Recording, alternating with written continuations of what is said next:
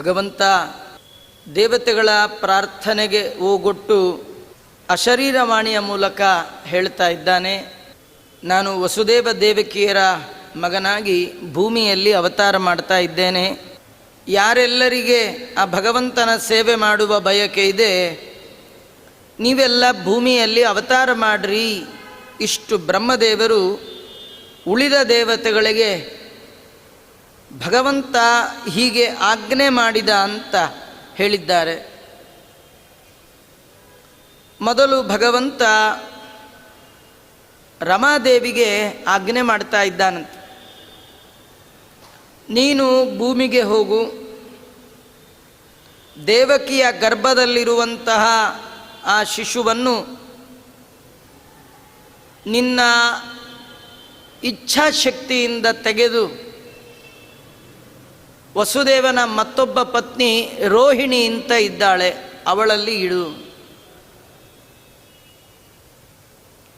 ಮತ್ತೆ ನಂದಗೋಪನ ಹೆಂಡತಿಯಾದ ಯಶೋದೆಯಲ್ಲಿ ನೀನು ಅವತಾರ ಮಾಡು ಅಂತ ತನ್ನ ಹೆಂಡತಿಯಾದ ಲಕ್ಷ್ಮಿಗೆ, ದುರ್ಗಾದೇವಿಗೆ ಭಗವಂತ ಆಜ್ಞೆ ಮಾಡಿದ್ದಾನೆ. ಭಗವಂತನ ಆಜ್ಞಾನುಸಾರವಾಗಿ ದುರ್ಗಾದೇವಿ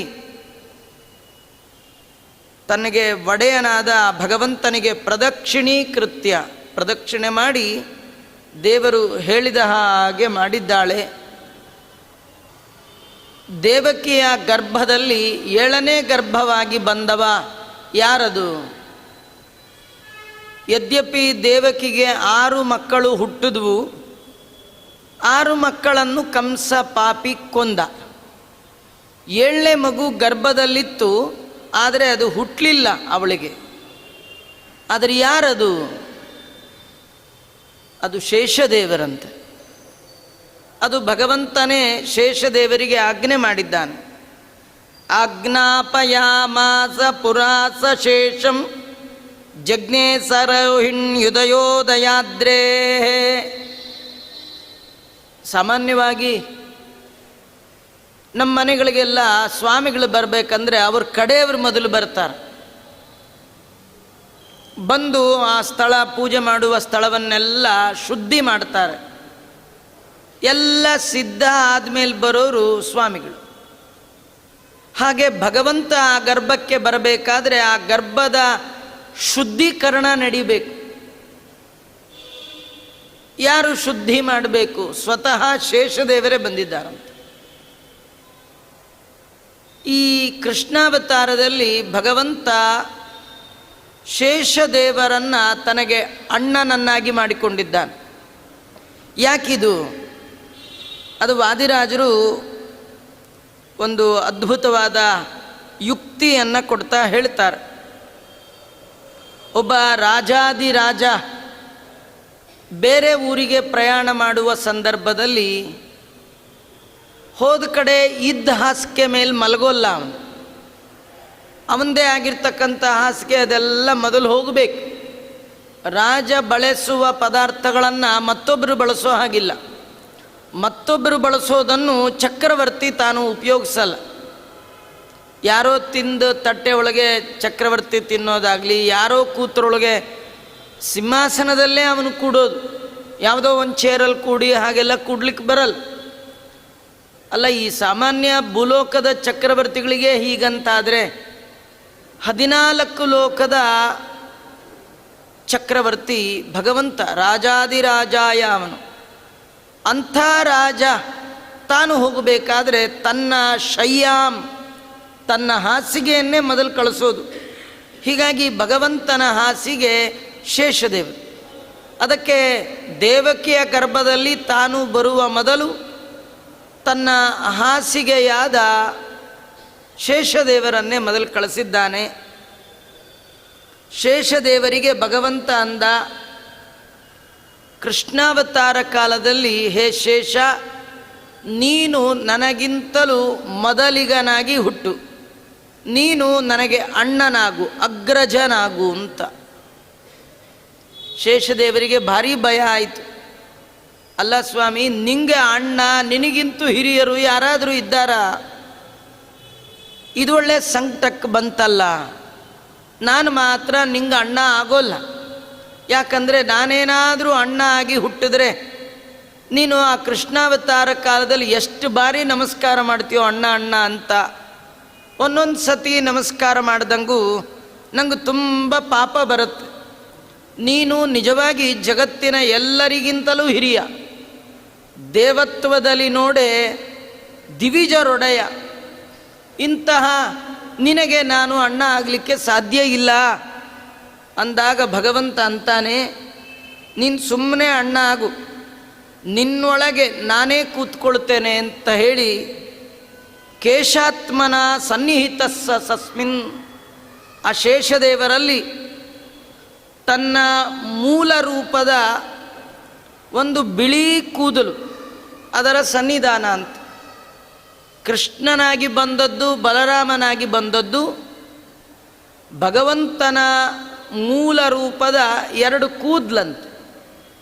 ಕಪ್ಪು ಕೂದಲು ಕೃಷ್ಣನಾಗಿ ಬಂತು, ಬಿಳಿ ಕೂದಲು ಬಲರಾಮನಾಗಿ ಬಂತು. ಇದರಲ್ಲಿ ಏನು ಹೇಳುತ್ತೆ ಅಂದರೆ ಭಗವಂತನ ಪೂರ್ಣತೆ.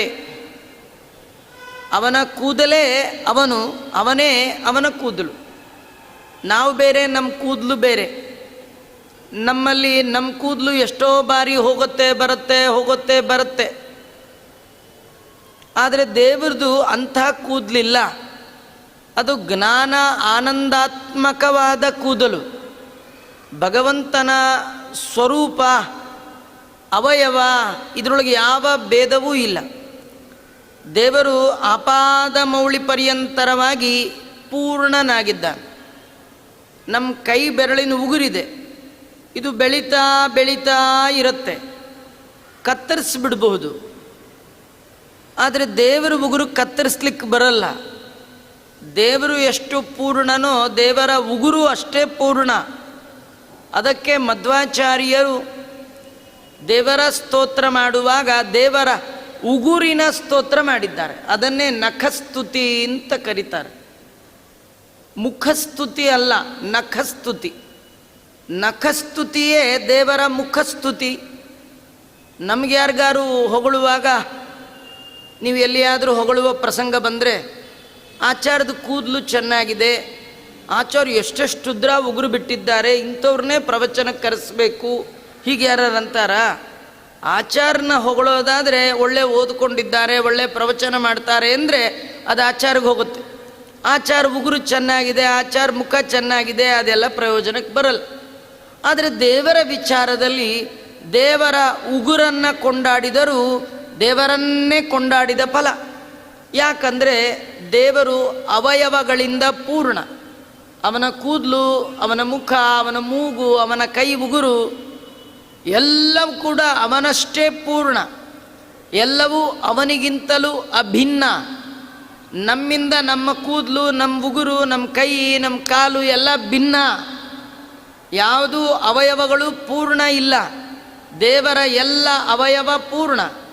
ಹಾಗಾಗಿ ಭಗವಂತನ ಪೂರ್ಣತೆಯನ್ನು ತಿಳಿಸುವ ಸಲುವಾಗಿ ಕೇಶಾತ್ಮನಃ ಸನ್ನಿಹಿತ ತಸ್ಮಿನ್ ಶ್ರೀಶೋಗ್ರಜತ್ವಂ ಸ್ವಯಮೇವ ನೂನಂ.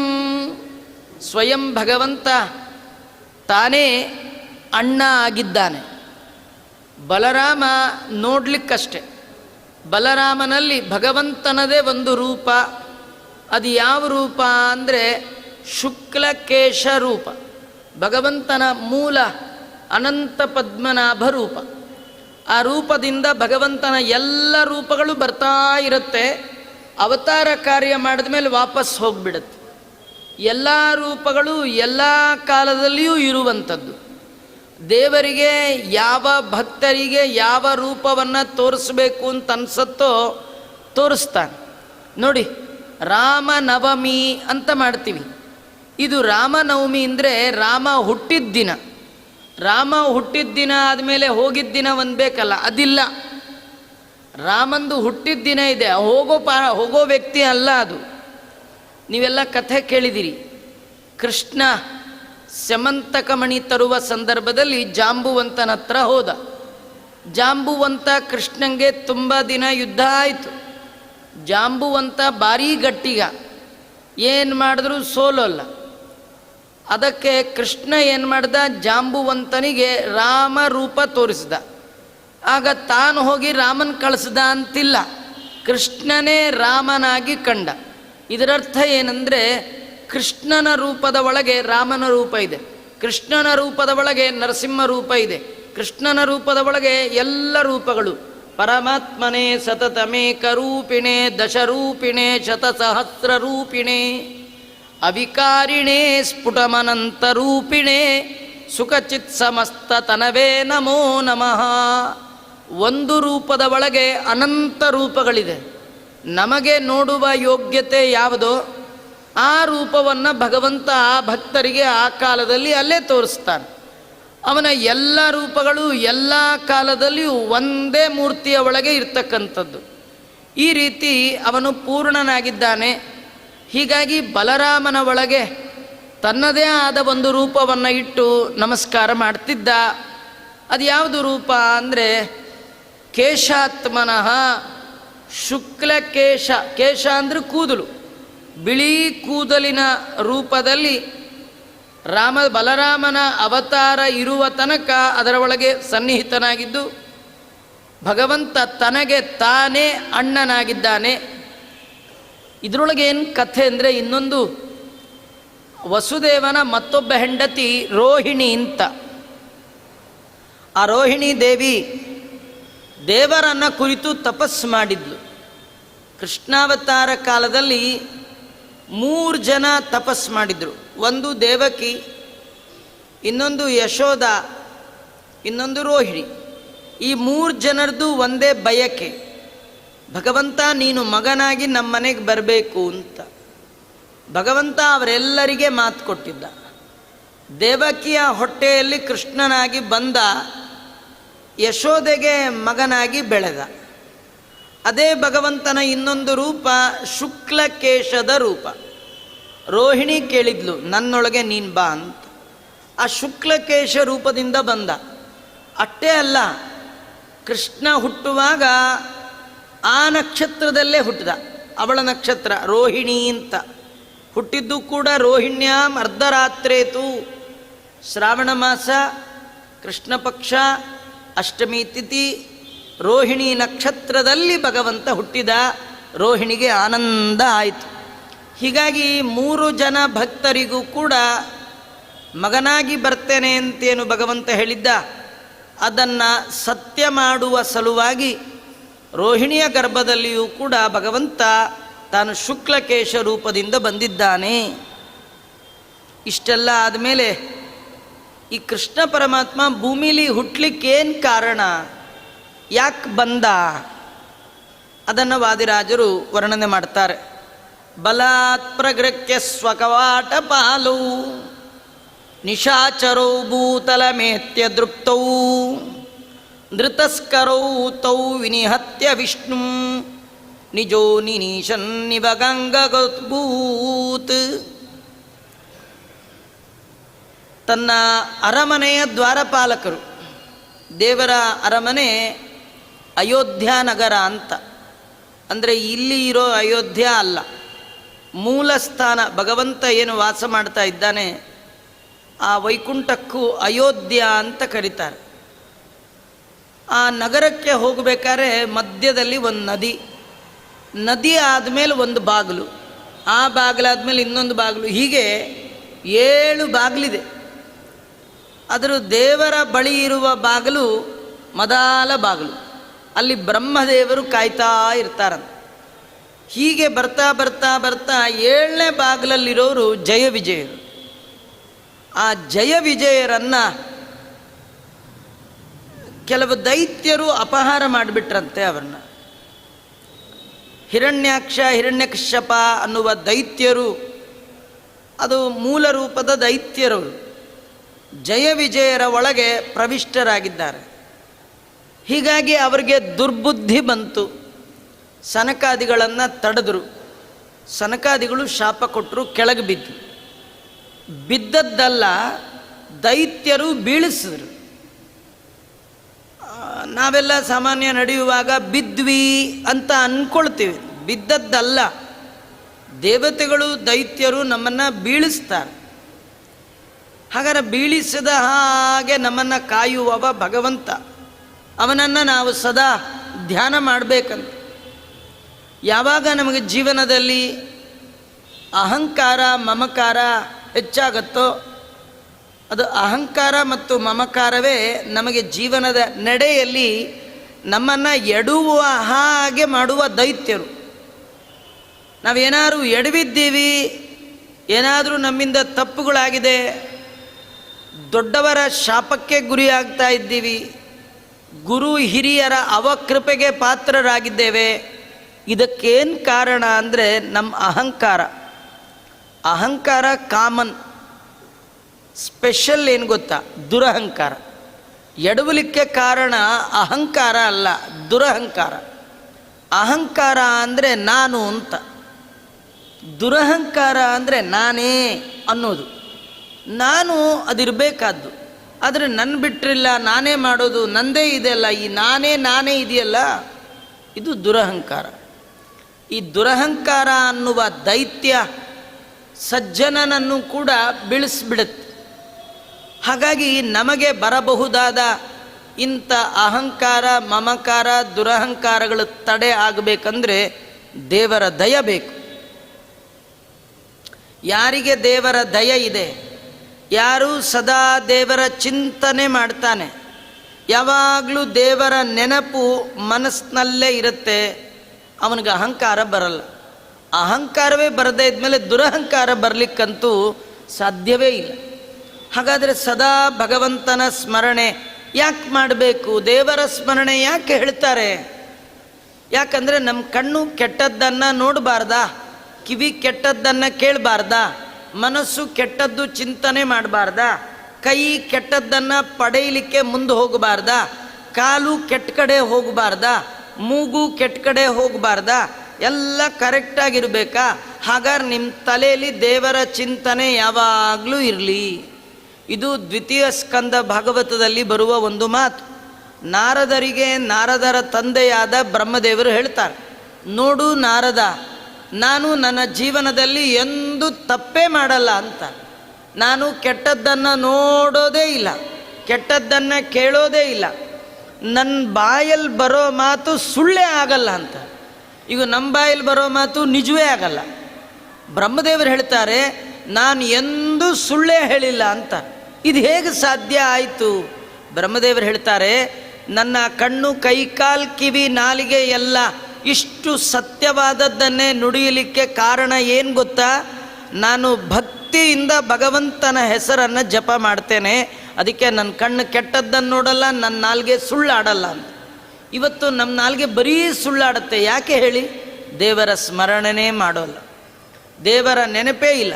ಇಡೀ ಜೀವನದ ಉದ್ದಕ್ಕೂ ಭಗವಂತನನ್ನು ಮರೆತು ಜೀವನ ಸಾಗಿಸ್ತೀವಿ. ಆದ ಕಾರಣ ಹೋಗಬಾರದ ದಾರಿಗೆ ಕಾಲು ಹೋಗುತ್ತೆ, ತಿನ್ನಬಾರದನ್ನು ತಿನ್ನಲಿಕ್ಕೆ ನಾಲ್ಗೆ ಹೋಗುತ್ತೆ, ಆಡಬಾರದ ಮಾತನ್ನು ಆಡತ್ತೆ. ಇದಕ್ಕೆಲ್ಲ ಕಾರಣ ಅದು ಭಗವಂತನನ್ನು ಮರೆತದ್ದು. ಅದಕ್ಕೆ ಇಲ್ಲಿ ಹೇಳ್ತಾರೆ, ಜಯ ವಿಜಯರಿಗೆ ದೈತ್ಯರು ಮೇಲಿದ್ದವ್ರನ್ನ ಎಳ್ಕೊಂಡು ಹೋಗ್ಬಿಟ್ರು. ಇದು ತುಂಬ ಒಳ್ಳೆಯ ಕತೆ. ಯಾರು ಕೆಳಗಿದ್ದವ್ರು ಬಿದ್ದರು ಅಂತ ಅನ್ನಲ್ಲ, ಕೆಳಗಿದ್ದವ್ರು ಬೀಳ್ತಾರ? ಬೀಳೋದು ಅಂದರೆ ಯಾರು? ನಡೆಯೋರು ಬಿದ್ದರು ಅನ್ಬೇಕು, ನಿಂತವ್ರು ಬಿದ್ದರು ಅನ್ಬೇಕು. ಈ ಕೂತವರು ಮಲಗದವರು ಬಿದ್ದರು ಅಂತ ಎಲ್ಲರ ಕಥೆ ಕೇಳಿದ್ದೀರಾ? ಇಲ್ಲೇ ಇಲ್ಲ. ನಾವು ಯಾವಾಗಲೂ ಎತ್ತರಕ್ಕೆ ಹೋಗ್ತಾ ಹೋಗ್ತಾ ಹೋಗ್ತಾ ತುಂಬ ಬಿ ಕೇರ್ಫುಲ್ ಅಂತ, ಎಚ್ಚರಿಕೆಯಿಂದ ಹೆಜ್ಜೆ ಇಡಬೇಕು. ಯಾಕೆಂದರೆ ಈ ಒಂದನೇ ಮೆಟ್ಲಲ್ಲಿರೋರು, ನೆಲದ ಮೇಲಿರೋರು ಬಿದ್ದರೆ ಅವರಿಗೆ ಪೆಟ್ಟು ಜಾಸ್ತಿ ಆಗಲ್ಲ. ನೀವು ಎಷ್ಟು ಎತ್ತರಕ್ಕೆ ಏರ್ತೀರಿ, ಬೀಳುವಾಗ ಅಷ್ಟೇ ನೋವಾಗತ್ತೆ. ಹಾಗಾದರೆ ಕೆಳಗಿರೋರು ಎಚ್ಚರಿಕೆಯಿಂದ ಇಲ್ದಿದ್ರೂ ನಡೆಯುತ್ತೆ, ಮೇಲಿರೋರು ಬಹಳ ಎಚ್ಚರಿಕೆಯಿಂದ ಇರಬೇಕು. ಯಾವಾಗಲೂ ಆಫೀಸಲ್ಲಿ ಕೆಲಸ ಮಾಡುವಾಗ ಈ ಕಸ ಗುಡಿಸೋನಿಗೆ ಅಷ್ಟೇನು ಜವಾಬ್ದಾರಿ ಇಲ್ಲ. ಒಂದು ದಿವಸ ಬರಲಿಲ್ಲ, ಮಾರನೇ ದಿವಸ ಬೈಸ್ಕೊಳ್ಬೋದು, ಅಥವಾ ಕಸ ಗುಡಿಸಿದ್ರು ಸಾಕು. ಅದೇ ಆಫೀಸಲ್ಲಿ ಎತ್ತರದ ಸ್ಥಾನದಲ್ಲಿರ್ತಾನಲ್ಲ, ಅವನಿಗೆ ತುಂಬ ಜವಾಬ್ದಾರಿ. ಅವನೊಂದು ಸಣ್ಣ ಸೈನು ಆ ಕಡೆ ಈ ಕಡೆ ನೋಡ್ಕೊಂಡು ಎಲ್ಲೋ ನೋಡ್ಕೊಂಡು ಮಾಡಿಬಿಟ್ರೆ ಕೆಲಸನೇ ಕಳ್ಕೊಳ್ಳುವ ಪ್ರಸಂಗ ಬರುತ್ತೆ.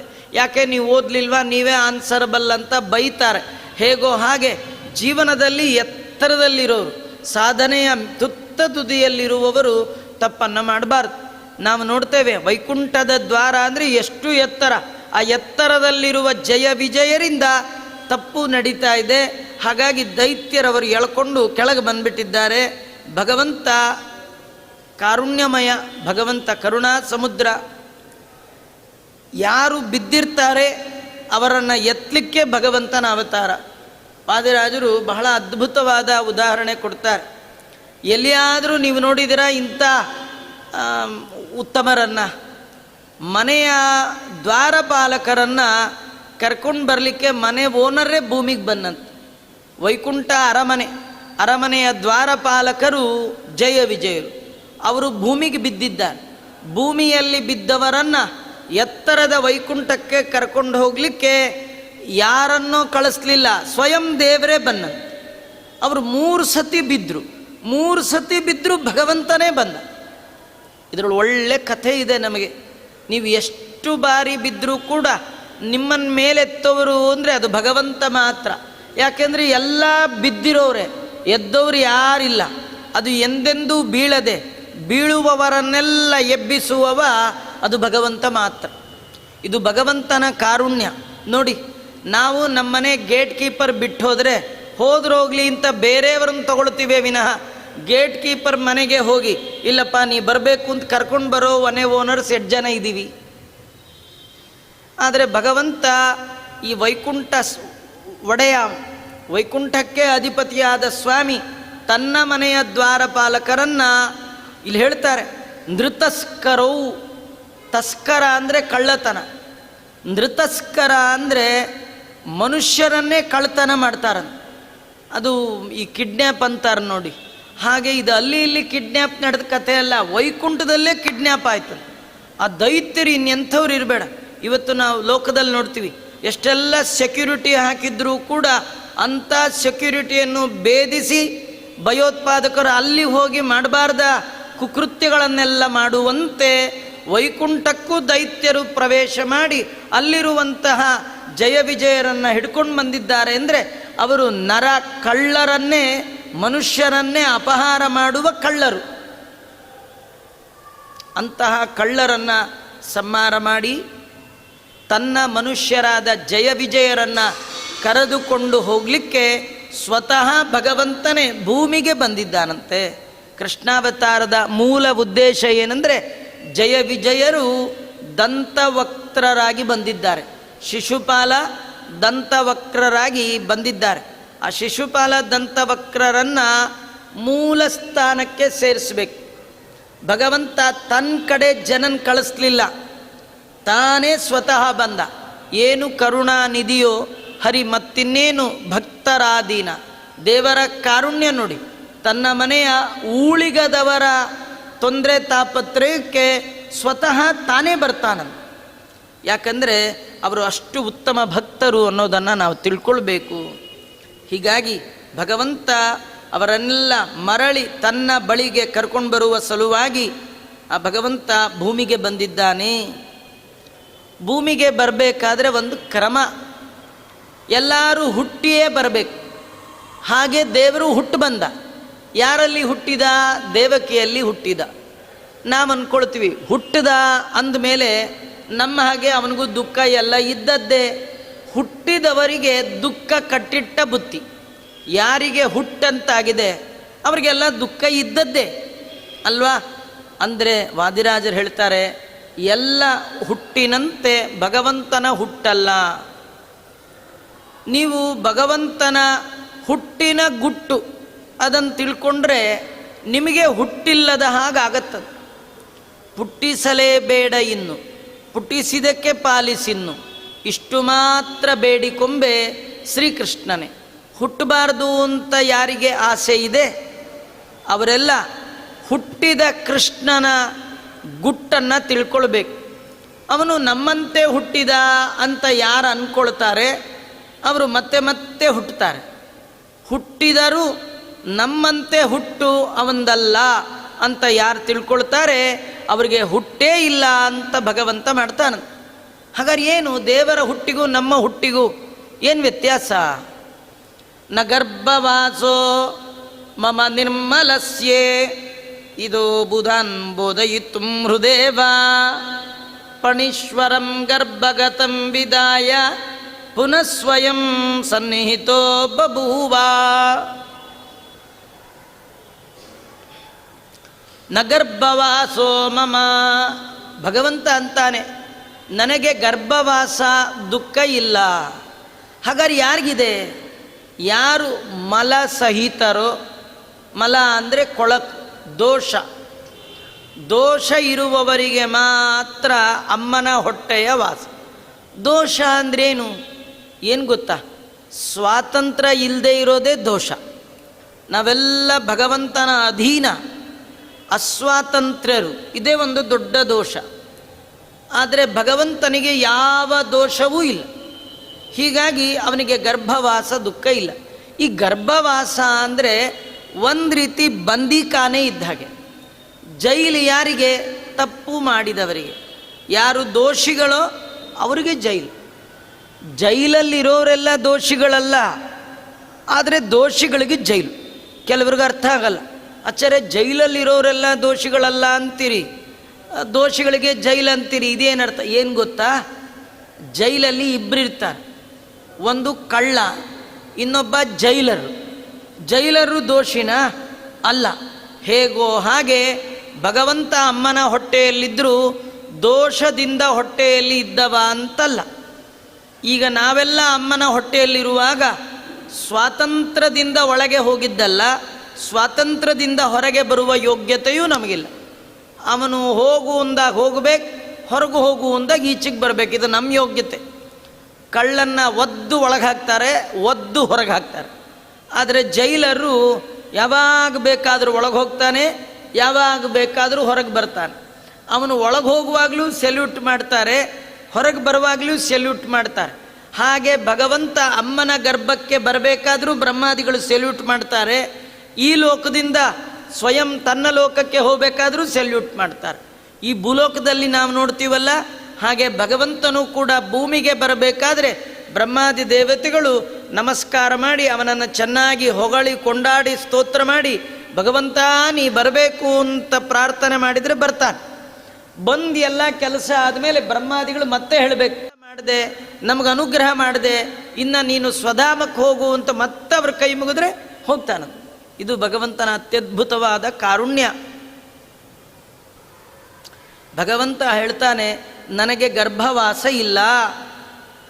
ಅದನ್ನು ಜನರಿಗೆ ತಿಳಿಸ್ಬೇಕಾಗಿದೆ. ಬುಧಾನ್ ನಿಬೋಧಯಿತುಂ, ಜ್ಞಾನಿಗಳಿಗೆ ಭಗವಂತನಿಗೆ ಗರ್ಭವಾಸ ಇಲ್ಲ ಅಂತ ತಿಳಿಸ್ಬೇಕು.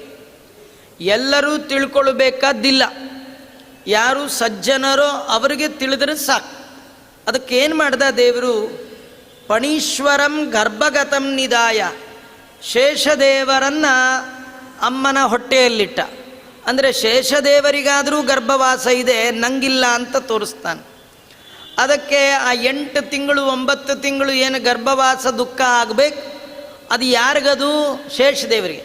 ತನಗೇನಿಲ್ಲ. ಆ 7 ತಿಂಗಳು ಗರ್ಭದಲ್ಲಿದ್ದದ್ದು ಎಷ್ಟೋ ಅಷ್ಟೇ, ಅದಕ್ಕೆ ಪ್ರಸವ ಇಲ್ಲ. ಆ ಗರ್ಭವನ್ನು ತೆಗೆಸಿ ಭಗವಂತ ರೋಹಿಣಿಯ ಉದರದಲ್ಲಿಟ್ಟು ತಾನು ಬಂದು ಗರ್ಭದಲ್ಲಿ ಸನ್ನಿಹಿತನಾಗಿ ಹೊರಗೆ ಬಂದ. ಒಳಗೆ ಹೋದ, ಈಚೆಗೆ ಬಂದ. ವಾದಿರಾಜರು ಈ ಸಂದರ್ಭದಲ್ಲಿ ತುಂಬ ಶ್ಲೋಕಗಳಿಂದ ಭಗವಂತನ ಈ ಮಹಿಮೆಯನ್ನು ವರ್ಣನೆ ಮಾಡ್ತಾರೆ. ಆ ಸಂದರ್ಭದಲ್ಲಿ ಬ್ರಹ್ಮದೇವರು ಬಂದು ಸ್ತೋತ್ರ ಮಾಡಿದ್ದಾರಂತೆ. ತಾಯಿ ದೇವಕಿಯ ಗರ್ಭದಲ್ಲಿ ದೇವರಿರುವ ಸಂದರ್ಭದಲ್ಲಿ ಬ್ರಹ್ಮದೇವರು ಬಂದು ಸ್ತೋತ್ರ ಮಾಡಿದ್ರಂತೆ.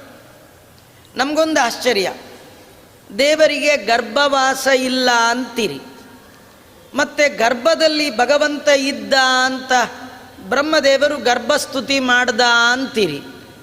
ಅಲ್ಲ, ಇದಾನ ಇಲ್ವಾ? ಎರಡರಲ್ಲಿ ಒಂದು ಹೇಳಿ. ಇಲ್ಲ ಇದಾನೆ ಅನ್ನಿ, ಆವಾಗ ನೀವು ಬ್ರಹ್ಮದೇವರು ಮಾಡಿ ಸ್ತೋತ್ರ ಮಾಡಿದ್ರು ಸರಿ ಹೋಗುತ್ತೆ. ಇಲ್ಲ ಅಂತ ಹೇಳಿ, ಹಾಗಾದ್ರೆ ಬ್ರಹ್ಮದೇವರು ಗರ್ಭಸ್ತುತಿ ಯಾಕೆ ಮಾಡಿದ್ರು ಅದನ್ನು ಹೇಳಿ ಅಲ್ವಾ? ಹಾಗಾದ್ರೆ ಇಲ್ಲಿ ವಾದಿರಾಜರು ಹೇಳ್ತಾರೆ, ಗರ್ಭದಲ್ಲಿದಾನ? ಇದ್ದಾನೆ. ಇಲ್ವಾ? ಇಲ್ಲ. ಇಲ್ಲ ಅಂದರೆ ಅವನು ಪೂರ್ಣನಾದ ಕಾರಣ ಇದ್ರೂ ಇಲ್ಲದ ಹಾಗೆ. ಬಂದಿಖಾನೆಯ ಒಳಗೆ ಜೈಲರಿದ್ದಾನೆ, ಅವನು ನೋಡ್ಕೊಳ್ಳುವ ಸೂಪರಿಂಟೆಂಡೆಂಟ್, ಅವನನ್ನು ನೀವು ಜೈಲಲ್ಲೇ ಇದ್ದೀರಾ ಅಂದರೆ ಏನರ್ಥ? ಇದ್ದಾನೆ ಅಂದರೆ ಅಧಿಕಾರಿಯಾಗಿದ್ದಾನೆ ವಿನ ಕಳ್ಳನಾಗಿ ಇಲ್ಲ ಅನ್ನೋ ಅರ್ಥ. ಮತ್ತು ಇಲ್ವಾ ಅಂದರೆ ಇದ್ದಾನೆ, ಇದ್ದಾನೆ ಅಂದರೆ ಕಳ್ಳನಾಗಿ ಇದ್ದಾನೆ ಅಂತ ಅರ್ಥ ಅಲ್ಲ, ಅಧಿಕಾರಿಯಾಗಿ ಇದ್ದಾನೆ ಅಂತ ಅರ್ಥ. ಮತ್ತೇನರ್ಥ ಇನ್ನೂ ಒಂದಂದರೆ, ನಮ್ಮೆಲ್ಲರ ಗರ್ಭದ ಒಳಗೂ ಭಗವಂತ ಇದ್ದೇ ಇದ್ದಾನೆ. ಯಾರಲ್ಲಿ ದೇವರಿಲ್ಲ ಹೇಳಿ? ಎಲ್ಲರಲ್ಲಿಯೂ ಇದ್ದಾನೆ. ಹಾಗಾದ್ರೆ ದೇವಕಿಯ ಗರ್ಭದಲ್ಲಿ ಏನು? ಅದೇ ಸ್ಪೆಷಲ್ ಅಂತ. ಎಲ್ಲರಲ್ಲೂ ಇದ್ದಾನೆ, ದೇವಕಿಯಲ್ಲಿ ವಿಶೇಷವಾಗಿದ್ದಾನೆ. ಆ ಇರುವ ಭಗವಂತನನ್ನೇ ನೋಡಿ ಬ್ರಹ್ಮದೇವರು ಸ್ತೋತ್ರ ಮಾಡ್ತಾ ಇದ್ದಾರೆ. ಸರಿ, ಈ ಬ್ರಹ್ಮದೇವರು ಸ್ತೋತ್ರ ಮಾಡಿದ್ರಲ್ಲ, ಸ್ತೋತ್ರ ಮಾಡುವ ಬ್ರಹ್ಮದೇವರು ದೇವಕಿಯ ಗರ್ಭದಲ್ಲಿ ದೇವರು ಇದ್ದಾನೆ ಅಂತ ಮಾಡಿದ್ರು, ಇಲ್ಲ ಅಂತ ಮಾಡಿದ್ರು? ಇದ್ದಾನೆ ಅಂತ ಮಾಡಿದ್ರೆ ಗರ್ಭವಾಸದಲ್ಲಿದ್ದಾನೆ ಅಂತ ಅಂದ್ಕೊಂಡಂಗಾಯ್ತು. ಇಲ್ಲ ಅಂದರೆ ಮಾಡಬೇಕಾದ್ದೇ ಇಲ್ಲ. ಹೀಗೆಲ್ಲ ನಮಗೆ ಪ್ರಶ್ನೆಗಳು ಬರುತ್ತೆ ಅಲ್ಲಿ. ವಾದಿರಾಜರು ಹೇಳ್ತಾರೆ, ಬ್ರಹ್ಮದೇವರು ದೇವಕಿಯ ಗರ್ಭದಲ್ಲಿ ದೇವರು ಇದ್ದಾನೆ ಅಂತಲೇ ಸ್ತೋತ್ರ ಮಾಡಿದ್ರು. ಸ್ತೋತ್ರ ಮಾಡಿದ್ರಿಂದ ನಮಗೇನು ಅನುಗ್ರಹ ಮಾಡ್ತಾರೆ ಅಂದರೆ, ನಿಮಗೆ ಮರಳಿ ಮರಳಿ ಅಮ್ಮನ ಗರ್ಭದಲ್ಲಿ ಬರಬಾರ್ದು ಅಂತ ಆಸೆ ಇದ್ದರೆ ನೀವು ಈ ಸ್ತೋತ್ರ ಮಾಡಿ ಅಂತ ತೋರಿಸ್ಲಿಕ್ಕೆ ಬ್ರಹ್ಮದೇವರು ಗರ್ಭಸ್ತುತಿ ಮಾಡಿದ್ದಂತೆ. ನಾವೆಲ್ಲ ಏನು ಅನೇಕ ಬಾರಿ ತಾಯಿಯ ಹೊಟ್ಟೆಯಲ್ಲಿ ಬರ್ತಾ ಇದ್ದೀವಿ, ಮರಳಿ ಮರಳಿ ಅಮ್ಮನ ಹೊಟ್ಟೆಯಲ್ಲಿ ಬರಬಾರ್ದು ಅಂತ ಬಯಕೆ ಇದ್ದರೆ, ಮತ್ತೆ ಹುಟ್ಟಬಾರ್ದು ಅಂತ ಆಸೆ ಇದ್ದರೆ, ನಿರ್ಭಂಗ ಸಿದ್ಧ್ಯರ್ಥಂ, ನಿಮಗೆ ಗರ್ಭವಾಸಾದಿ ದುಃಖಗಳು ಹೋಗಬೇಕು ಅಂತ ಆಸೆ ಇದ್ದರೆ ಈ ಸ್ತೋತ್ರ ಮಾಡಿ ಅಂತ ತೋರಿಸ್ಲಿಕ್ಕೆ ಬ್ರಹ್ಮದೇವರು ಗರ್ಭಸ್ತುತಿಯನ್ನು ಮಾಡಿದ್ದಾರೆಯೇ ವಿನಃ ಭಗವಂತ ದೋಷಯುಕ್ತ ಗರ್ಭದಲ್ಲಿದ್ದಾನೆ, ಕಳ್ಳನಂತೆ ಜೈಲಲ್ಲಿದ್ದಾನೆ ಅಂತ ಅವರು ಸ್ತೋತ್ರ ಮಾಡಿಲ್ಲ. ಅವನು ಅಧಿಕಾರಿಯಂತೆ ಇದ್ದಾನೆ ಒಳಗೆ ಭಗವಂತ ಅಂತ ಬ್ರಹ್ಮದೇವರು ಸ್ತೋತ್ರ ಮಾಡಿದ್ದಾರೆ. ಆ ಸಂದರ್ಭದಲ್ಲಿ ಅನೇಕ ಸ್ತೋತ್ರ ಬ್ರಹ್ಮದೇವರು ಮಾಡಿರ್ತಕ್ಕಂಥದ್ದು. ನಾವು ನಿತ್ಯದಲ್ಲಿ ನಮ್ಮ ಅನುಸಂಧಾನಕ್ಕೆ ತರಬೇಕಾದ ಒಂದು ಸ್ತೋತ್ರ ಅದರೊಳಗಿದೆ. ಬ್ರಹ್ಮದೇವರು ದೇವಕಿಯ ಗರ್ಭದಲ್ಲಿರುವ ಭಗವಂತನನ್ನು ನೋಡ್ತಾ ಕೈ ಮುಕ್ಕೊಂಡು ಸ್ತೋತ್ರ ಮಾಡ್ತಾರೆ. ಶೃಣ್ವನ್ ಗೃಣನ್ ಸಂಸ್ಮರಯಂಶ್ಚ ಚಿಂತಯನ್ ನಾಮಾನಿ ರೂಪಾಣಿ ಚ ಮಂಗಲಾನಿ ತೇ ಕ್ರಿಯಾತು ಯತ್ಪಚ್ಚರಣಾರವಿಂದಯೋ ಆವಿಷ್ಟಚಿತ್ತೋ ನ ಭವಾಯ ಕಲ್ಪ್ಯತೆ. ಇದು ಬ್ರಹ್ಮದೇವರು ಮಾಡಿದ ಒಂದು ಸ್ತೋತ್ರ. ಆ ಗರ್ಭದೊಳಗಿರುವ ಭಗವಂತನ ನೋಡಿ ಬ್ರಹ್ಮದೇವರು ಹೇಳ್ತಾರೆ, ಭಗವಂತ ನಿನ್ನ ಮಂಗಳಕರವಾದ ನಾಮಗಳು ಎರಡು ಪ್ರಸಿದ್ಧ ನಾಮ, ಕಲಿಯುಗಕ್ಕೆ ಎರಡು ನಾಮ, ಒಂದು ರಾಮನಾಮ, ಇನ್ನೊಂದು ಕೃಷ್ಣನಾಮ. ರಾಮ ಕೃಷ್ಣ ಎರಡು ಸಾಕು ಉದ್ಧಾರ ಆಗಲಿಕ್ಕೆ. ಕಲಿಯುಗದ ಜನಕ್ಕೆ ಎರಡು ರೂಪ. ನೀವು ಬುದ್ಧ, ಕಲ್ಕಿ, ನರಸಿಂಹ ಇವೆಲ್ಲ ಮನೇಲಿ ಇಟ್ಕೊಳ್ಳಿ, ಬೇಡ ಅನ್ನಲ್ಲ. ಆದರೆ ಎರಡು ಯಾವಾಗಲೂ ರಾಮ ಕೃಷ್ಣ ಅಂತ. ತುಂಬ ಜನ ಹಿಂದೆ ವಯಸ್ಸಾದವ್ರು ಅನ್ನೋರು, ನಂಗೆ ಯಾಕೆ ಬೇಕು, ಎಲ್ಲೋ ರಾಮಕೃಷ್ಣ ಅಂದ್ಕೊಂಡಿರ್ತೀನಿ ಅನ್ನೋರೇ ವಿನಃ ಶ್ರೀನಿವಾಸ ನರಸಿಂಹ ಅಂದ್ಕೊಂಡಿರ್ತೀನಿ ಅಂತ ಅಂತಿರಲಿಲ್ಲ. ರಾಮಕೃಷ್ಣ ಅಂದ್ಕೊಂಡಿರಬಾರ್ದೆ ಅಂತ ಹೇಳೋರು ನಿಮ್ಗೆ ಯಾಕೆ ಬೇಕ್ರಿ, ವಯಸ್ಸಾಯಿತು, ಎಲ್ಲೋ ರಾಮಕೃಷ್ಣ ಅಂತಿರಬಾರ್ದೆ ಅನ್ನೋರು. ಈ ರಾಮಕೃಷ್ಣ ಅಂತಲೇ ಅನ್ನಬೇಕು ಅನ್ನೋದು ನಿಯಮ. ನಿಮಗೆ ನರಸಿಂಹದೇವ್ರು, ನಮ್ಮ ಮಂದೇವ್ರು ನರಸಿಂಹದೇವ್ರು ಇರ್ಬೋದು, ನಿಮಗೆ ಶ್ರೀನಿವಾಸ ಇರ್ಬೋದು, ಇನ್ಯಾರಿಗೋ ಸ್ವಾಮಿಯೇ ಶರಣಂ ಇರ್ಬೋದು, ಅವ್ರನ್ನೆಲ್ಲ ಬೇಡ. ಆದರೆ ನಿಮ್ಗೆ ಯಾವುದೇ ಇದ್ದರೂ ಕೂಡ ನೀವು ಅನ್ಬೇಕಾದ್ದು ಎರಡೇ. ಕಲಿಯುಗದಲ್ಲಿ ಬಂಧನದಿಂದ ಮುಕ್ತರಾಗಬೇಕು ಅಂತ ಆಸೆ ಇದ್ದರೆ ಎರಡು ಹೆಸರು ಹೇಳಬೇಕು, ಒಂದು ರಾಮ, ಇನ್ನೊಂದು ಕೃಷ್ಣ. ರಾಮಕೃಷ್ಣ ರೂಪವನ್ನು ಬಿಟ್ಟು ಉಳಿದ ರೂಪಗಳ ಚಿಂತನೆಯನ್ನು ಕಲಿಯುಗದ ಜನರಿಗೆ ಭಗವಂತ ಹೇಳಿಲ್ಲ. ಇಂತಹ ಆ ರೂಪವನ್ನು ಸದಾ ಚಿಂತನೆ ಮಾಡಬೇಕಂತೆ. ತೇ ಮಂಗಲಾನಿ, ಮಂಗಲಮಯವಾದ ನಿನ್ನ ಹೆಸರು ರಾಮ ಕೃಷ್ಣ. ಏನು ಗೊತ್ತಾ, ಈ ರಾಮ ಕೃಷ್ಣ ಅನ್ನುವಷ್ಟು ಈಸಿ ಶಬ್ದಗಳು ಜಗತ್ತಲ್ಲೇ ಇಲ್ಲ. ರಾಮ ಅಂದರೆ ಆರಾಮ್, ಕೃಷ್ಣ ಅಂದರೆ ಕಷ್ಟನೇ ಇಲ್ಲ. ನಮಗೆ ಬರಬೇಕಾದೆರಡು, ಕಷ್ಟ ಹೋಗಬೇಕು, ಆರಾಮಾಗಿರಬೇಕು. ಕಷ್ಟ ಹೋಗಬೇಕಾ ಕೃಷ್ಣ ಅನ್ನಿ, ಆರಾಮಾಗಿರ್ಬೇಕಾ ರಾಮ ಅನ್ನಿ. ನಾವು ಕಷ್ಟ ಬರ್ತಾ ಇದೆ ಆರಾಮಿಲ್ಲ ಅಂದರೆ ಕೃಷ್ಣ ಅಂದಿಲ್ಲ, ಕಷ್ಟ ಕಳ್ಕೊಂಡಿಲ್ಲ. ರಾಮ ಅಂದಿಲ್ಲ, ನಿಮ್ಮ ಜೀವನದಲ್ಲಿ ಆರಾಮ ಸಿಕ್ಕಿಲ್ಲ. ಹಾಗಾದ್ರೆ ಕಷ್ಟ ಕಳ್ಕೊಂಡು ಆರಾಮಾಗಿರ್ಬೇಕಾದ್ರೆ ಎರಡು ನಾಮ, ಅದು ರಾಮನಾಮ ಕೃಷ್ಣನಾಮ. ನಾವು ಅಂತೀವ್ರಿ, ಎಷ್ಟೋ ಜನ ಅಂತಾರೆ, ಆಚಾರ್ಯ ನನ್ನ ಪಾಡಿಗೆ ನಾನು ರಾಮ ಕೃಷ್ಣ ಅಂತಿದ್ರು ನಾನು ಬಿಡಲ್ಲ ಅಂತ. ಕೆಲವರು ಅಂತಾರೆ ನೋಡಿ, ನನ್ನ ಪಾಡಿಗೆ ನಾ ಎಲ್ಲೋ ಮೂಲೆಯಲ್ಲಿ ಕೂತ್ಕೊಂಡು ರಾಮ ಕೃಷ್ಣ ಅಂತಿದ್ರು ನನ್ನ ಹಣೆ ಬರ ನನ್ನ ಬಿಡಲ್ಲ ಅಂತ. ಹಾಗಾದ್ರೆ ನೀವು ಅಂತಿದ್ರು ಬಿಡಲ್ಲ ಅಂದರೆ ನೀವು ಅಂತಿರೋದು ಸರಿಗಿಲ್ಲ ಅಂತ ಅರ್ಥ. ಇದೆಲ್ಲ ಬ್ರಹ್ಮದೇವರು ಮಾಡಿದ ಸ್ತೋತ್ರದ ಒಳಗೆ ಅರ್ಥ ಇರ್ತಕ್ಕಂಥದ್ದು. ಏನು ಗೊತ್ತಾ, ಎಷ್ಟೋ ಜನ ರಾಮ ಅಂತಾರೆ, ಅಂದು ಮಾತ್ರಕ್ಕೆ ಏನು ಪ್ರಯೋಜನ, ಏನು 3 ಕಾಸಿನ ಉಪಯೋಗ ಇಲ್ಲ. ಕೆಲವರು ರಾಮ ರಾಮ ಅಂತ ಪ್ರಾಣ ಬಿಟ್ಟರು ಏನು ನಾನ್ ಸ್ಟಾಪ್ ಮೋಕ್ಷಕ್ಕೆ ಹೋಗ್ತಾರೆ ಅಂತ ತಿಳ್ಕೊಬೇಡಿ. ಕೃಷ್ಣ ಕೃಷ್ಣ ಅಂದ ಮಾತ್ರಕ್ಕೆ ಮೋಕ್ಷಕ್ಕೆ ಹೋಗ್ತಾರೆ ಅಂತ ತಿಳ್ಕೊಳ್ಬೇಡಿ. ಹೆಸರು ಹೇಳುವಾಗ ಏನೆಲ್ಲ ಕ್ರಿಯೆ ನಡಿಬೇಕು ಬ್ರಹ್ಮದೇವರು ಹೇಳ್ತಾರೆ. ಶೃಣ್ವನ್ ಗೃಣನ್ ಸಂಸ್ಮರಯನ್, 3 ಕೆಲಸ ಏಕಕಾಲಕ್ಕಾಗಬೇಕು. ನಾಮ ಕೇಳಬೇಕು, ರೂಪ ಚಿಂತನೆ ಮಾಡಬೇಕು, ಕ್ರಿಯಾ ಸ್ಮರಣೆ ಮಾಡಬೇಕು. ನಾಮ ಕೇಳಬೇಕು, ರೂಪ ಹೃದಯದಲ್ಲಿ ಬರಬೇಕು, ತಲೆಯಲ್ಲಿ ಆ ರೂಪದಲ್ಲಿ ಮಾಡಿದ ಉಪಕಾರವನ್ನು ನೆನಪು ಮಾಡಿಕೊಳ್ಬೇಕು. ಏನು ರಾಮ ರಾಮ ಅಂತ ಬಾಯಲ್ಲಂದ್ರಿ ಆ ರೂಪ ಹೃದಯದಲ್ಲಿ ಬರಲೇ ಇಲ್ಲ. ವದನದಿ ನಾಮವು ಹೃದಯದಿ ರೂಪವು ಬಂದರೆ ಮಾತ್ರ ಆಡಿದ ನಾಮಕ್ಕೆ ಬೆಲೆ. ಕೆಲವರು ಏನಂದರೆ ರಾಮ ರಾಮ ಅಂತಿರ್ತಾರೆ, ಬಾಯಲ್ಲಂತಾರೆ, ಮನಸ್ಸೆಲ್ಲೋ ಇರುತ್ತೆ, ಮನಸ್ಸಿನಲ್ಲಿ ಆ ರೂಪದ ಚಿಂತನೆ ಇಲ್ಲ. ಕೆಲವರು ರಾಮ ಅಂತಾರೆ, ರಾಮ ಅಂದ ತಕ್ಷಣ ಕೋದಂಡಪಾಣಿಯ ನೆನಪು ಬರುತ್ತೆ, ಆದರೆ ಆ ರಾಮ ರೂಪದಲ್ಲಿ ಮಾಡಿದ ಕ್ರಿಯೆಯ ಚಿಂತನೆ ಬರಲ್ಲ. ಹಾಗಾದ್ರೆ 3 ಆಗಬೇಕು. ಕೃಷ್ಣ ಅಂದ ತಕ್ಷಣ ಕೋದಂಡಪಾಣಿ ಬರಬಾರ್ದು, ಕೃಷ್ಣ ಅಂದ ತಕ್ಷಣ ಕಾಳಿಂಗ ಮರ್ದನ ಬರಬೇಕು. ಕೃಷ್ಣ ಅಂದರೆ ಪಿಳ್ಳಂಗೋವಿಯ ಕೃಷ್ಣ ಬರಬೇಕು. ಕೃಷ್ಣ ಅಂದರೆ ಗೋಪಿಕಾ ಸ್ತ್ರೀಯರ ಮಧ್ಯದಲ್ಲಿ ನರ್ತನ ಮಾಡಿದ ಕೃಷ್ಣ ಬರಬೇಕು. ಕೃಷ್ಣ ಅಂದ ತಕ್ಷಣ ವಸ್ತ್ರ ಕಾಲದಲ್ಲಿ ಅಕ್ಷಯ ವಸ್ತ್ರ ಕೊಟ್ಟ ದ್ರೌಪದಿಗೆ ಅದರ ನೆನಪು ಬರಬೇಕು. ಅದು ಬಂದು ನಿಮ್ಮ ಮನಸ್ಸು ಆ ಭಗವಂತನ ಪಾದದಲ್ಲಿ ಒಂದು ಕ್ಷಣ ಟಚ್ ಆಗಿಬಿಟ್ರೆ ಸಾಕು, ಮತ್ತೆ ಹುಟ್ಟೋದೇ ಇಲ್ಲ. ಈಗ ನಮಗೆ ಗೊತ್ತಾಯಿತು, ರಾಮ ಅಂದರೂ ಯಾಕೆ ನಮಗೆ ಒಳ್ಳೆ ಬುದ್ಧಿ ಬರಲಿಲ್ಲ, ಕೃಷ್ಣ ಅಂದರೂ ಯಾಕೆ ಬರಲಿಲ್ಲ. ದಾಸರಂತಾರೆ, ಏನು ಹೇಳಿದರೇನು, ಏನು ಕೇಳಿದರೇನು, ಮನಸ್ಸಿನ ತಾಮಸ ಮಾಡದನ್ನಕ ಕೊಳಲ ಧ್ವನಿಗೆ ಸರ್ಪ ತಲೆ ತೂಗುವಂತೆ ಇದಕ್ಕೇನು ಮದ್ದು ಸಿರಿಪುರಂದರ ವಿಠಲ. ಬಾಯಲ್ಲಿ ಬೇಕಾದ್ದು ಹೇಳ್ತೀವಿ, ಆ ಯಾವ ರೂಪದ ಚಿಂತನೆ ಹೃದಯದಲ್ಲಿಲ್ಲ, ಆ ಯಾವ ರೂಪದಲ್ಲಿ ಮಾಡಿದ ಕ್ರಿಯೆಯ ಸ್ಮರಣೆ ಇಲ್ಲ. ಕೆಲವರು ನಮ್ಮನೆಗೆ ಬಂದಾಗ ನಾವು ಅಂತೀವಿ, ಅಂತೂ ಬಂದ್ರಲ್ಲ ನಾವು ನಿನ್ನನ್ನೇ ನೆನೆಸ್ತಾ ಇದ್ವಿ ಅಂತಾರೆ.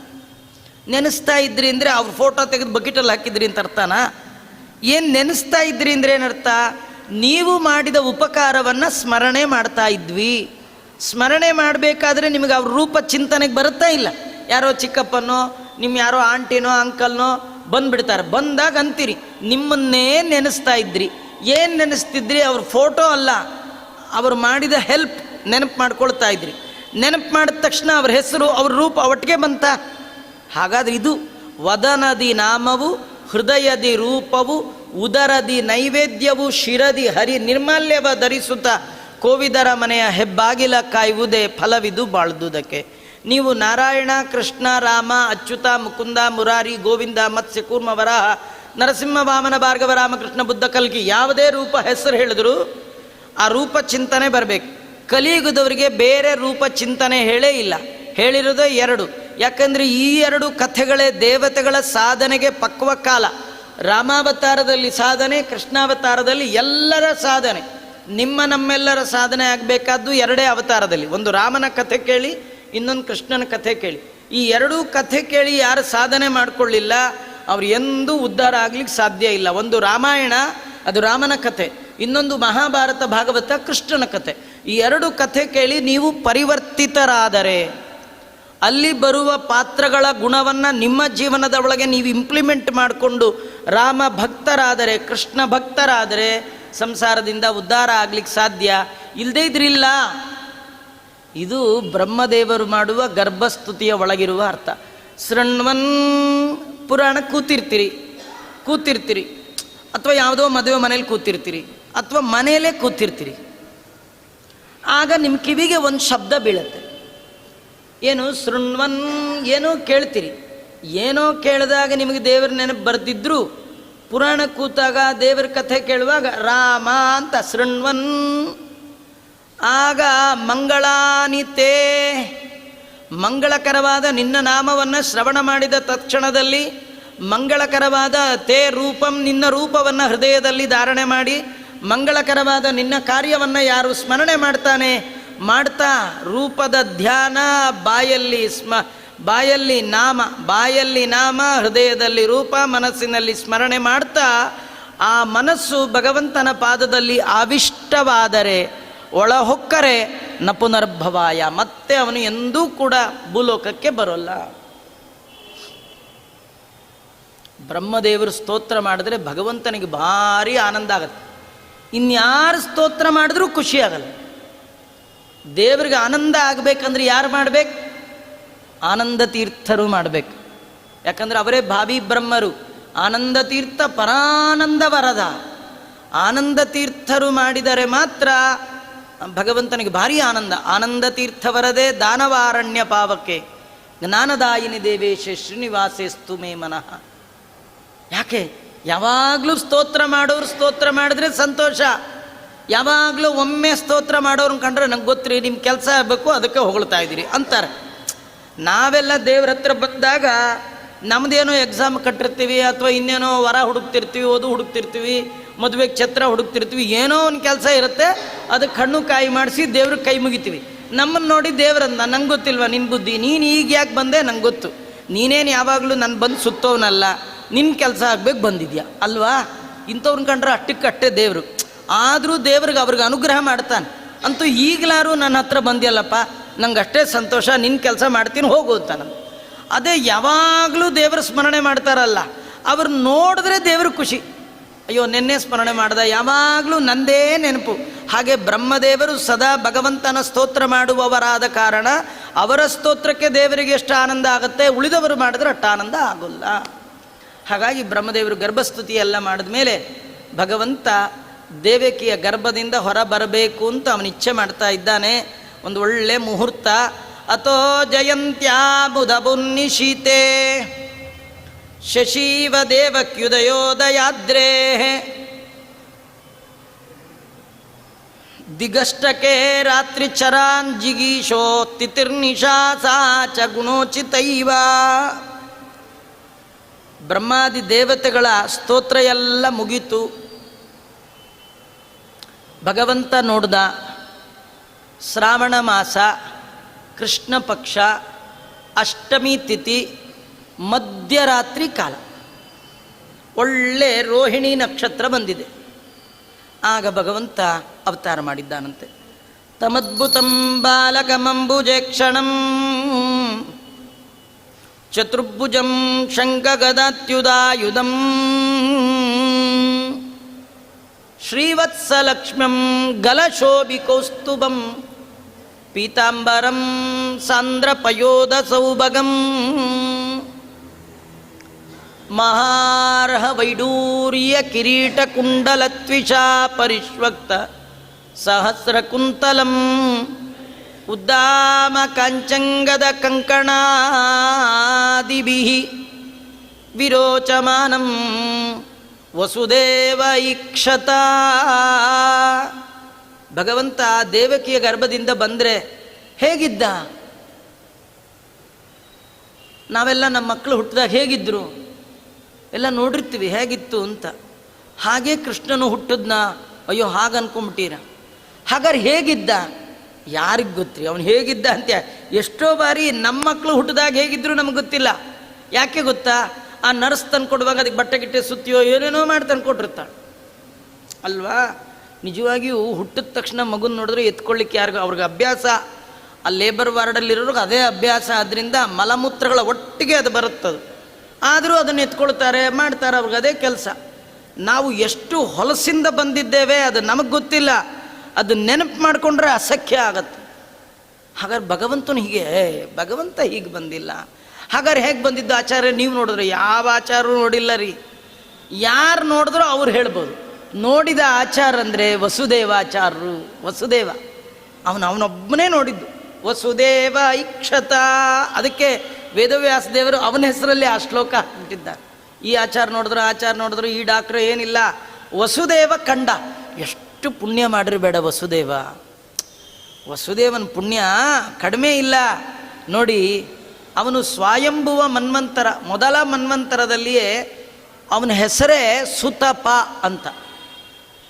ಸುತಪ ಒಳ್ಳೆ ತಪಸ್ಸು ಮಾಡಿದವ ಅವನು. ಏನು ಒಳ್ಳೆ ತಪಸ್ಸು ಏನು ಗೊತ್ತಾ? ಅವನು ದೇವತೆಗಳ ಕಾಲಮಾನದಲ್ಲಿ 10,000 ವರ್ಷ ತಪಸ್ಸು ಮಾಡಿದ್ದಾನೆ. ನಾನು ನಿನ್ನೆ ಹೇಳಿದೆ, ಕೃತಿಯುಗದಲ್ಲಿ ದೇವರನ್ನ ಒಲಿಸ್ಕೊಳ್ಬೇಕಾದ್ರೆ ಮಿನಿಮಮ್ ಟೈಮೇ 10,000 ವರ್ಷ.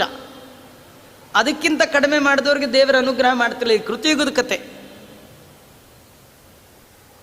ದ್ವಾಪರ ಯುಗದಲ್ಲಿ ಸ್ವಲ್ಪ ಡೌನ್ ಆಯಿತು ಯೋಗ್ಯತಾ, ಕೆಪ್ಯಾಸಿಟಿ. ಅದಕ್ಕೆ 2 ವರ್ಷ ಕಮ್ಮಿ ಮಾಡ್ದೆ. ಈಗ ಗಾಂಧಿ ಜಯಂತಿ ಬಂದರೆ 20% ಕಮ್ಮಿ ಅಂತಾರಲ್ಲ, ದೀಪಾವಳಿ ಬಂದರೆ ಅಂತಾರಲ್ಲ, ಕೃತಿಯುಗ ಬಂದ್ರೇ ದೇವರು ಡೌನ್ ಮಾಡ್ದ, 20% ಕಮ್ಮಿ ಮಾಡಿ 8,000 ಸಾಕಂದ. ದ್ವಾಪರ ಬಂದಾಗಂತೂ ಇನ್ನೂ 50% ಅಂದ್ಬಿಟ್ಟ. ಏನಂದರೆ ಈ ಸೇಲ್ ಆಗದೇ ಇದ್ರೆ 50% ಸೇಲ್, ಆಫ್ ರೇಟ್ ಸೇಲ್ ಅಂತಾರಲ್ಲ, ಯಾರು ತಗೊಳ್ಳೋರು ಗತಿ ಇರಲ್ಲ. ಅಂದರೆ ತಪಸ್ ಮಾಡೋರು ಗತಿ ಇಲ್ಲ. ಅದಕ್ಕೆ ದೇವ್ರು ಹಾಳಾಗೋಲಿ 4,000 ಮಾಡಿ ಇಂದ. ಕಲಿಯುಗಕ್ಕೆ ಬಂದಮೇಲೆ ತಪಸ್ಸೇ ಕಿತ್ತಾಕ್ಬಿಟ್ಟ. ಇನ್ನು 4,000 ವರ್ಷ ನೀವು ಬದುಕೇ ಇರಲ್ಲ.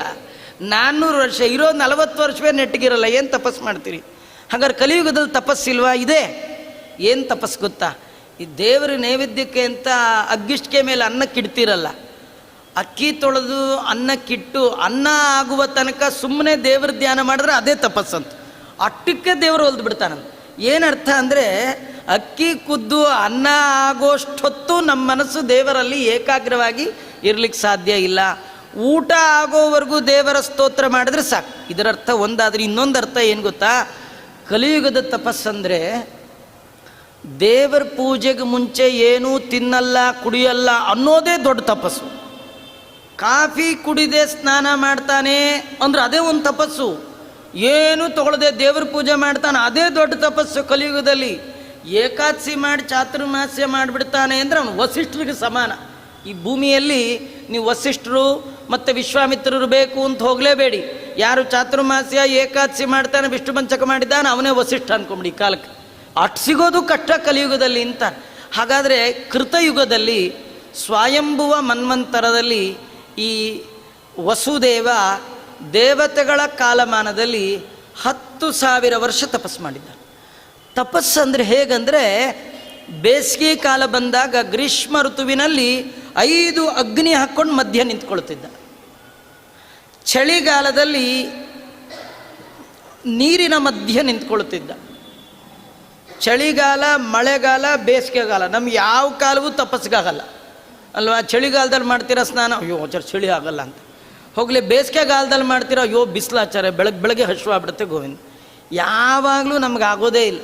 ಆದರೆ ಆಯಾಯ ಕಾಲದಲ್ಲಿ ಅದೇ ರೀತಿ ತಪಸ್ಸು ಮಾಡಿ ತರಗೆಲೆ, ಒಣಗಿದ ಉದುರಿದ ಎಲೆಗಳನ್ನು ತಿಂದು ತಪಸ್ಸು ಮಾಡಿದ್ದಾನೆ. ದೇವರು ಬಂದೇ ಬಿಟ್ಟ. ನೋಡಿ ನಮ್ಮ ತಪಸ್ಸೆಲ್ಲ ಕೆಲವು ಸತಿ ಗಂಡ ಮಾಡಿದ್ರೆ ಹೆಂಡತಿ ಮಾಡಲ್ಲ, ಹೆಂಡತಿ ಮಾಡಿದ್ರೆ ಗಂಡ ಮಾಡಲ್ಲ. ನೀವು ಮಾಡಿ ಅದು ಹೇಗೆ ಮಾಡ್ತೀರೋ ನೋಡೇ ಬಿಡ್ತೀನಿ ಅಂತ ಹೆಂಡತಿ ಚಾಲೆಂಜ್ ಮಾಡಿದ್ರೆ ಗಂಡ ಏನು ಮಾಡ್ತಾನೆ ಅಂದರೆ, he made for each other ಅಂತಾರೆ ನೋಡಿ. ದೇವರು ನಮ್ಮ ಸಾಧನೆ ಆಗ್ತಾ ಆಗ್ತಾ ಸಾಧನೆಗೆ ತಕ್ಕ ಸತಿಯನ್ನು ಭಗವಂತ ಕೊಡ್ತಾನೆ. ದೇವ್ರು ಕೊಡೋದು. ಹೆಂಡತಿ ಮಕ್ಕಳೆಲ್ಲ ನಮ್ದಲ್ಲ, ಅವನೇನೋ ನಮ್ಮ ಹಣೆ ಬರೋಕ್ಕೆ ಎಂಥದ್ದು ಕಂತೆಗೆ ತಕ್ಕ ಬಂತೆ ಅಂತ ಅಲ್ವಾ? ಇಷ್ಟು ದಪ್ಪ ಕಂತೆ ತೊಗೊಂಡ್ರೆ ಇಷ್ಟು ಹುಲ್ಲು. ನೀವು 5 ರೂಪಾಯಿ ಕೊತ್ತಂಬರಿ ಸೊಪ್ಪು ತೊಗೊಂಡ್ರೆ ಅದ್ರೊಳಗೆ 2 ಹುಲ್ಲು. 50 ರೂಪಾಯಿ ಕೊತ್ತಂಬರಿ ಸೊಪ್ಪು ತೊಗೊಂಡ್ರೆ 1 ಕಂತೆ ಹುಲ್ಲೇ ಇರುತ್ತೆ. ಜನಕ್ಕೊಂದಷ್ಟು ದನಕ್ಕೊಂದಷ್ಟು ಅಂತ ಅವರು ಕೊಟ್ಟಿರ್ತಾರೆ. ಹೀಗಾಗಿ ನಿಮ್ಮ ಸಾಧನೆ ಎಂಥದ್ದು ಅದಕ್ಕೆ ತಕ್ಕ ಸತಿ, ಸತಿಗೆ ತಕ್ಕ ಸುತ, ಸುತನಿಗೆ ತಕ್ಕ ಸ್ನುಷ ಸೊಸೆ, ಹಿಂಗೆ ಅದು ಕ್ರಮ ಅದು. ಹಾಗಾಗಿ ನಮ್ಮದೇನು ಸಾಧನೆ ಇರುತ್ತೆ ಅದು ನಮಗಿಂತೂ ನಮ್ಮ ದೇವರಿಗೆ ಚೆನ್ನಾಗಿ ಗೊತ್ತಿದೆ. ನನ್ನ ಯೋಗ್ಯತೆ ಏನು ಅಂತ ನನಗಿಂತಲೂ ನನ್ನೊಳಗಿರುವ ಭಗವಂತನಿಗೆ ಗೊತ್ತಾದ ಕಾರಣ ಇವನಿಗೆ ಎಂಥವಳನ್ನ ಕೊಡಬೇಕು ಅವನು ಫಿಕ್ಸ್ ಮಾಡಿರ್ತಾನೆ. ಅದಕ್ಕೆ ನಮ್ಮ ಯೋಗ್ಯತೆ ಇಲ್ಲದನ್ನು ಏನೋ ಮಾಡ್ಲಿಕ್ಕೆ ಹೋದರೆ ಪ್ರತಿಬಂಧಕವಾಗಿ ಹೊರಗಿಂದ ಯಾರನ್ನೂ ಕಳಿಸಲ್ಲ, ಒಳಗೆ ಹೆಂಡತಿ ಮಕ್ಕಳನ್ನೇ ಇಟ್ಬಿಟ್ಟಿರ್ತಾನೆ. ಆದ್ದರಿಂದ ಯಾವ ಜನ್ಮಕ್ಕೆ ಯಾವ ಕಾಲಕ್ಕೆ ದೇವ್ರು ಏನು ಕೊಡ್ತಾನೋ ಆ ಬಾಸ್ಗೆ ಎಲ್ಲ ಓಕೆ ಓಕೆ ಓಕೆ ಅಂದ್ಕೊಂಡು ಹೋಗ್ಬಿಡಿ. ಅದು ಬಿಟ್ಟು ನೀವೇನು ವಿರುದ್ಧ ಮಾಡಲಿಕ್ಕೆ ಹೋದ್ರೂ ನಡೆಯಲ್ಲ. ದೇವರು ಏನು ಮಾಡಿಸ್ತಾ ನಮ್ಮ ಯೋಗ್ಯತೆ ಅಷ್ಟೇ. ಹಾಗೆ ಮಾಡುವಾಗ ಈ ಈ ಸುತಪನಿಗೆ ಒಳ್ಳೆ ಹೆಂಡತಿ, ಅವಳ ಹೆಸರು ಪೃಷ್ಣಿ ಅಂತ. ಪೃಷ್ಣಿ ಅಂತ ಗಂಡನ ತಪಸ್ಸಿಗೆ ಒಂದು ದಿನ ಚಕಾರ ಎತ್ತದೆ, ಅವನೊಟ್ಟಿಗೆ ತಪಸ್ಸು ಮಾಡಿದ ಮಹಾತಾಯಿ. ಆ ಇಬ್ಬರು ದಂಪತಿಗಳ ತಪಸ್ಸಿಗೆ ಮೆಚ್ಚಿ ಭಗವಂತ ಕಣ್ಣು ಮುಂದೆ ನಿಂತ. ಏನು ಬೇಕು ಅಂದ. ಅವರು ಏನು ಬೇಕು ಅಂತ ಕೇಳಿದ ತಕ್ಷಣ ಅವನ ಮುಖ ನೋಡಿ ನಿಂತರ ಮಗು ಬೇಕು ಅಂದ್ಬಿಟ್ರು. ಜ್ಞಾನ ಬೇಕು, ಭಕ್ತಿ ಬೇಕು, ವೈರಾಗ್ಯ ಬೇಕು, ಮೋಕ್ಷ ಬೇಕು. ಇದನ್ನು ಮುಂದೆ ವಸುದೇವ ನಾರದರಿಗೆ ಹೇಳ್ತಾನೆ. ಈ ಏಕಾದಶ ಸ್ಕಂದದಲ್ಲಿ ಬರುವಾಗ ನಾರದರಿಗೆ ಹೇಳ್ತಾನೆ, ನಾನು ಜನ್ಮಾಂತರದಲ್ಲಿ ತಪಸ್ಸು ಮಾಡಿದಾಗ ಭಗವಂತನಲ್ಲಿ ಜ್ಞಾನಕ್ಕಾಗಿ ಪ್ರಾರ್ಥನೆ ಮಾಡಲಿಲ್ಲ ಅಂತ, ಅದಕ್ಕೆ ತಾವು ದಯಮಾಡಿ ನನ್ನನ್ನು ಉದ್ಧಾರ ಮಾಡಿ ಅಂತ ನಾರದರ ಹತ್ರ ಅನೇಕ ಉಪಾಖ್ಯಾನವನ್ನೆಲ್ಲ ವಸುದೇವ ಕೇಳಿದ್ದನ್ನೇ ಏಕಾದಶ ಸ್ಕಂದದಲ್ಲಿ ನಾವು ಕೇಳ್ತೇವೆ. ನೋಡಿ, ದೇವರೇ ಎದುರಿಗೆ ಬಂದಾಗಲೂ ಏನು ಕೇಳಬೇಕು ಅನ್ನೋದು ನಮ್ಮ ಕೈಲಿರಲ್ಲ. ಅವನೇ ನಮ್ಮೊಳಗೆ ನಿಂತು ಏನು ಕೇಳಬೇಕು ಅಂತ ಅವನೇ ಫಿಕ್ಸ್ ಮಾಡಿ ಅಷ್ಟೇ ಕೇಳಿಸ್ತಾನೆ. ಎಷ್ಟೋ ಸತಿ ನಾವು ತಿರುಪ್ತಿಗೆ ಹೋಗ್ತೀವಿ, ಬೆಂಗಳೂರಿಂದ ಹೋಗುವಾಗ ಏನೇನೋ ಕೇಳಬೇಕು ಅಂದ್ಕೊಂಡು ಹೋಗ್ತೀವಿ. ತಿಮ್ಮಪ್ಪನ ಮುಂದೆ ನಿಂತ ಕೇಳಿಗಳ ಎಳದೇ ಹಾಕ್ಬಿಟ್ಟಿರ್ತಾರೆ. ನೀವು ಅಲ್ಲಿ ಬೀದಿ ಬಾಗಿಲಲ್ಲಿ ನಿಂತು ಕೇಳಿದ್ರೆ ಅವನು ನೋಡಲ್ಲ, ಎದುರಿಗೆ ಹೋದಾಗ ನೆನಪು ಬರಲ್ಲ. ನಿಮಗೆ ನೆನಪು ಬರಲ್ಲ ಅಲ್ಲ, ಅವನು ನೆನಪಿಗೆ ತಂದು ಕೊಡಲ್ಲ. ನೆನಪಿಗೆ ಅವನು ತಂದು ಕೊಟ್ಟರೆ ಉಂಟು, ಇಲ್ದಿದ್ರಿ ಇಲ್ಲ. ಹಾಗಾಗಿ ವಸುದೇವ ಕೇಳಿದ್ದ ಭಗವಂತ ಮಗನಾಗಿ ಬರಬೇಕು ಅಂತ. ಆ ಮಗನಾಗಿ ಬರೋದನ್ನು ನೋಡಬೇಕು ಅಂತ ಇವನಿಗೆ ಬಯಕೆ ಇತ್ತು. ಅದಕ್ಕೆ ಆ ಭಗವಂತ ನೋಡುವ ಯೋಗ್ಯತೆಯನ್ನು ಜನ್ಮ ಜನ್ಮಾಂತರದ ಸಾಧನೆಗೆ ಫಲವಾಗಿ ದೇವರನ್ನು ನೋಡಿದ್ದಾನೆ.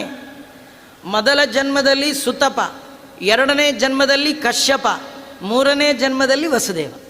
ಈ ಮೂರು ಜನ್ಮಗಳಲ್ಲಿ ಮೊದಲನೇ ಜನ್ಮದಲ್ಲಿ ದೇವರು ಬಂದ ಪೃಷ್ಣಿ ಗರ್ಭ, ಎರಡನೇ ಜನ್ಮದಲ್ಲಿ ಬಂದ ವಾಮನ, ಮೂರನೇ ಜನ್ಮದಲ್ಲಿ ಕೃಷ್ಣ. ಹೀಗಾಗಿ ಆ ಮೂರು ರೂಪವನ್ನು ನೋಡಿದ ಸೌಭಾಗ್ಯ ವಸುದೇವಂದು. ಅವನಿಗೆ ನೋಡಿ ಅಭ್ಯಾಸ ಇತ್ತು. ಅದಕ್ಕೆ ಅವನು ಹೇಳ್ತಾನೆ, ನನಗೆ ಹುಟ್ಟಿದ ಮಗ ಹೇಗಿದ್ದ? ತಮದ್ಭುತಂ, ಮಗು ಹೇಗಿತ್ತು? ಅಯ್ಯೋ ಅಯ್ಯೋ ಆಶ್ಚರ್ಯ.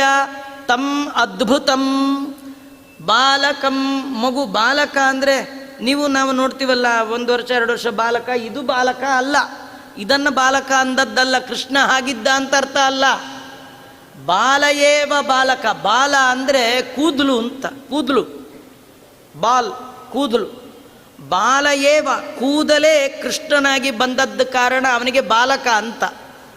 ಇನ್ನೊಂದು ಕೈತಿ ಬ್ರಹ್ಮ, ಕ ಅಂದರೆ ಬ್ರಹ್ಮದೇವರು. ಬ್ರಹ್ಮದೇವರೇ ಯಾರಿಗೆ ಬಾಲಕರೋ ಅವನಿವನು. ಇವನಿಗೆ ಬಾಲಕ ಯಾರು? ಬ್ರಹ್ಮ. ಬ್ರಹ್ಮದೇವರನ್ನೇ ಪಡೆದವ ಇವನು. ಅದಕ್ಕೆ ಇವನ ಹೆಸರೇನು? ಬಾಲಕ ಅಂತ ವರ್ಣನೆ ಮಾಡಿದ್ದಾರೆ. ಇಂಥ ಬಾಲಕ ಹೇಗಿದ್ದಾನೆ?